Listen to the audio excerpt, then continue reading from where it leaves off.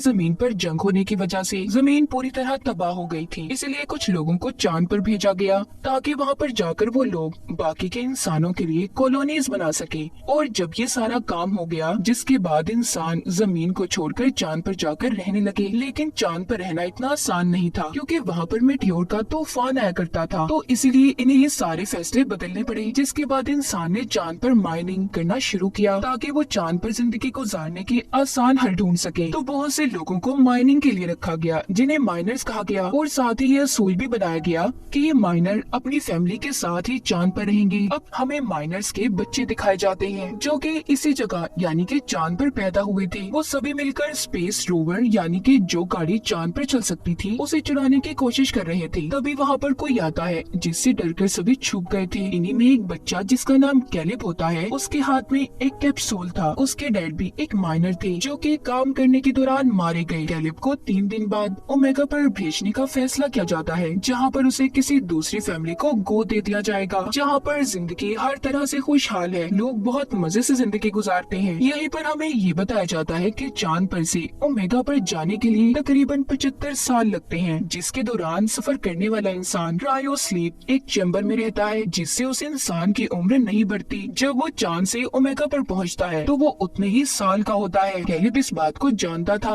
उसे ओमेगा तक जाने में 75 साल लगेंगे। लेकिन कैलिब यहाँ से नहीं जाना चाहता था। वो जानता था कि फिर वो कभी अपने दोस्तों से नहीं मिल पाएगा। उसे एक लेडी बताती है कि अगले दिन मेटियोर का तूफान शुरू होने वाला है, जिसके बाद तुम्हें ओमेगा के लिए रवाना होना होगा। कैलिब को अपने डैड की बहुत याद आ रही थी। वो याद करता है कि कैसे वो बहुत ऊंचाई पर जाकर यहाँ के बेस में अपने डैड के साथ जाकर बैठा करता था। उसे याद आता है कि उसके डैड ने उसे बताया था कि चांद के उस पार कोई खतरनाक चीज आकर टकराई, जिससे वहाँ पर एक क्रेटर, एक गड्ढा बन गया। तुम एक बार उस जगह जाकर लाजमी देखना। मगर चांद के उस पार किसी भी इंसान को जाना मना था। और जिस कैप्सूल को हमने कैलिब के हाथ में देखा, वो एक गार्ड ने उसे दिया था, जो उसे उसके डैड की राख में से मिला था। तभी जब कैलिब बैठा ये सब सोच रहा था तो उसके पास उसके 3 दोस्त आते हैं, जो उसके जाने की वजह से बहुत दुखी थे। इनमें से एक दोस्त जिसका नाम डिलन होता है, वो कैलिब के डैड की आखिरी ख्वाहिश को जानता था, जो क्रेटर के पास जाने की थी। डिलन कहता है क्यों ना तुम्हारे जाने से पहले हम उस क्रेटर को देख कर आए, इस तरह तुम्हारे डैड की आखिरी ख्वाहिश भी पूरी हो जाएगी। लेकिन ये सब कुछ इतना आसान नहीं था। इन्हें वहाँ पर जाने के लिए जिन जिन चीजों की जरूरत होती है, ये उन चीजों को इकट्ठा करते हैं। अब इन्हें यहाँ से बाहर जाने के लिए कोड की जरूरत थी। डिलन बताता है कि यहाँ पर एक लड़की है जिसका नाम एडिसन है।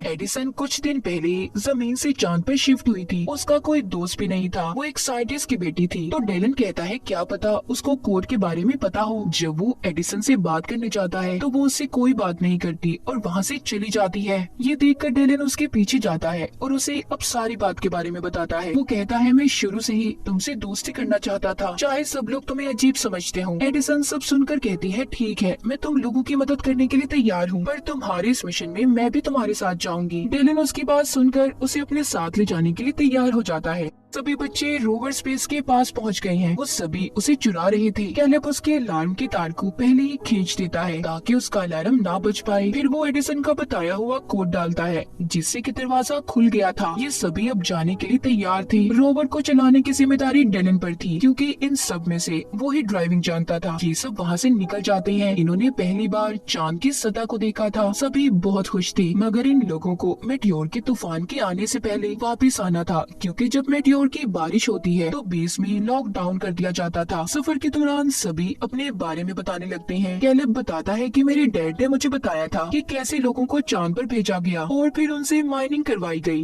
मगर चांद पर रहकर माइनिंग करने के काम को कोई भी इंसान लगातार नहीं कर पाता। जैसा कि अगर वो इंसान काम के दौरान मर जाए तो उसके बेटे या फिर उसके फैमिली के किसी भी इंसान को उस काम को पूरा करना होगा। बस इसके लिए शर्त ये होती है कि उस इंसान के बेटे की उम्र 18 साल होनी चाहिए। अगर वो इससे कम उम्र का होगा तो ऐसे ही उसे किसी दूसरी फैमिली को गोद दे दिया जाएगा जो ओमेगा प्लेनेट पर रहते होंगे। जी, अगर आप अभी भी वीडियो में हैं तो लाइक और सब्सक्राइब करके जाइएगा ज़रूर। उन्हें चांद पर भेजा था वो तो हंसी खुशी अपनी जिंदगी ओमेगा पर जाकर गुजारने लगे। एडिसन कहती है तो क्या हुआ, एक माइनिंग करने का ही तो काम दिया गया था जो सिर्फ 20 साल तक करना है। एडिसन एक साइंटिस्ट की बेटी थी तो उसे असल बात के बारे में नहीं पता था। यहाँ पर डेलन उसे सारी बात समझाता है कि अगर माइनिंग करता हुआ इंसान मर जाए तो उसके बेटे को बाकी के साल पूरे करने होते हैं। ये सुनकर एडिसन थोड़ा हैरान थी। अब आगे का रास्ता इन्हें पैदल चलकर तय करना था। सभी अपने अपने स्पेस सूट पहन लेते हैं। एडिसन का सूट इन सब में थोड़ा अलग था और अच्छा भी। खैर ये बाहर आते हैं जहाँ पर ग्रेविटेशनल फोर्स न होने की वजह से सभी बहुत ऊंची छलांगे लगा रहे थे। सभी यहाँ पर खेलने लगते हैं। एडिसन की नजर जब जमीन प्लेनेट पर पड़ती है तो थोड़ा उदास हो जाती है और जमीन पर अपने गुजरे पलों को याद करने लगी थी। जब एडिसन वापस आती है तो देखती है कैलेब, डेलन सभी एक ऑक्सीजन गैस के कंटेनर की मदद से स्पेस में ऊंचाई तक जा रहे थे। इन्होंने खुद को रोवर के साथ रस्सी से बांधा हुआ था ताकि ये स्पेस खला में दूर तक न जा पाए। एडिसन ये देखकर कहती है ये खतरनाक हो सकता है, ऐसा मत करो, मगर उसकी कोई बात भी नहीं सुनता। जब ये सब कुछ कैलेब का एक छोटा दोस्त करने लगता है तो झटका लगने की वजह से उसकी रस्सी टूट गई थी, जिस वजह से वो स्पेस खला में दूर चला गया था। ये सब देखकर कैलेब और उसके बाकी के दोस्त ऑक्सीजन सिलेंडर लेकर उसे बचाने की कोशिश करते हैं। सबने मुश्किल से अपने दोस्त को बचा लिया था, मगर इन सब में उनकी बहुत सारी ऑक्सीजन खत्म हो गई थी। इनके पास इतनी भी ऑक्सीजन नहीं बची थी कि ये क्रेटर तक पहुंच पाते। सब बुरी तरह से फंस चुकी थी। तभी कैलेब को याद आता है कि उसके एक दोस्त ने बताया था कि इधर ही कहीं पर एक आउटपोस्ट है, क्या पता इन्हें उधर जाकर ऑक्सीजन मिल जाए। ये बात सुनकर कैलेब का दोस्त बोलता है कि मैं वहाँ पर नहीं जाऊंगा क्योंकि मेरे भाई ने मुझे बताया था कि उधर भूत रहते हैं। ये बात सुनकर डेलन उसका मजाक बनाने लगता है और इसी बात पर दोनों की आपस में लड़ाई हो गई थी। ये देखकर कैलेब जोर से चिल्लाता है और कहता है क्या जितना वक्त साथ रहने के लिए बचा है तुम ऐसे ही लड़कर उसे बर्बाद कर देना चाहते हो। इस बात को सुनकर दोनों ने दोबारा से दोस्ती कर ली थी। खैर ये उस आउटपोस्ट पर पहुंच जाते हैं जिधर बहुत अंधेरा था। उधर इन्हें इंसानों की परछाइयां भी नजर आती हैं, जिसे देखकर सभी डर गए थे। लाइट्स जलाने पर इन्हें पता चलता है कि वो कोई इंसान नहीं बल्कि पुतले थे और ये कोई आउटपोस्ट नहीं बल्कि एक ऐसे घर का मॉडल था कि अगर इंसान चांद पर रहते तो ऐसे घरों में रहा करते। खैर वहाँ पर इन्हें थोड़ा सा खाना और ऑक्सीजन मिल जाती है। रात भी हो गई थी, इसीलिए सब इधर ही रात गुजारने का फैसला करते हैं। डिलन अपने बारे में एडिसन को बताता है कि मेरी डैड मुझे अकेला छोड़कर चले गए। एडिसन भी अपने बारे में बताने लगती है कि मेरे मॉम डैड की डाइवोर्स तलाक हो गई थी, जिसके बाद मेरी मॉम मेरे भाई को लेकर ओमेगा प्लेनेट पर चली गई। मैं बहुत अकेला महसूस करती हूँ। सब लोग सो गए थे मगर कैलेब और एडिसन अभी भी जाग रहे थे। कैलेब एडिसन से बातें करने लगता है।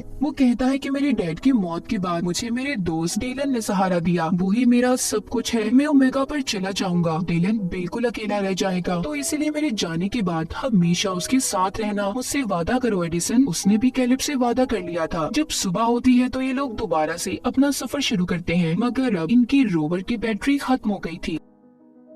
इनके पास ऑक्सीजन की भी कमी थी तो इन्होंने मेटियोर के तूफान से पहले क्रेटर तक पहुंचना था। ये सब परेशान हो जाते हैं, इसीलिए एडिसन ने सिक्योरिटी अलार्म को बजा दिया था ताकि मेटियोर की बारिश होने से पहले गार्ड्स आकर इन्हें बचा ले। ये सब अब जल्दी से क्रेटर उस गड्ढे तक पहुंच जाते हैं जो दिखने में बहुत बड़ा था। ये सीढ़ियाँ उतरकर एक अजीब सी जगह पर आ गए थे जहाँ की दीवार पर एडिसन को एक बटन नजर आता है, जिसको जैसे ही वो दबाती है वहाँ की सारी जगह ऐसे बदल गई थी कि जैसे ही लोग जमीन पर हों। ये सब कुछ असल नहीं था मगर फिर भी इन्हें सब पसंद आता है। कैलेब यहाँ पर जब एक पत्थर हटाकर देखता है तो उसके नीचे उसे अपने मॉम डैड की राख और उनकी तस्वीर मिलती है। कैलेब ने उस तस्वीर में अपनी मॉम को पहली बार देखा था। वो भी इस बात को समझ जाता है कि उसके डैड आखिर क्यों चाहते थे कि वो यहाँ पर आए। वो बहुत दुखी था।